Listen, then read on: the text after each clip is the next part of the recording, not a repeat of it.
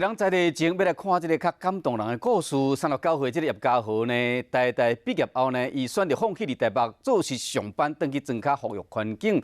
因为看到伊的家乡旧城啊，青壮年的人口拢搬出去啊，敢若剩老大人，伊就决定转去家乡创办这个看册书屋，嘛为偏乡的生态尽一份心力。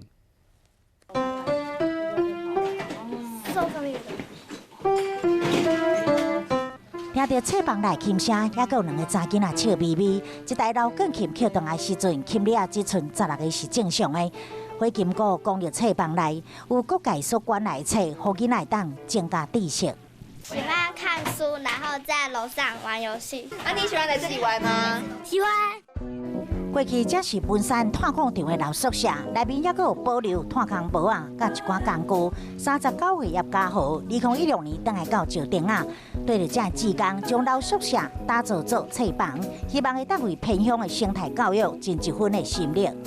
就是舍不得自己小时候的那种回忆，就被垃圾堆埋没了这样。我觉得过去我们可能没办法去改变它，但是未来还在我们的手上，所以我们就是一起来做。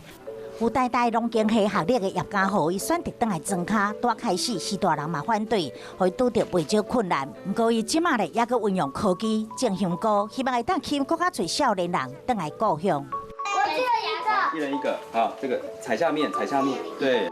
伊拢是亲亲动手做，以再生为目标，保育生态，亲像火金菇迄拍灯，照光石碇啊。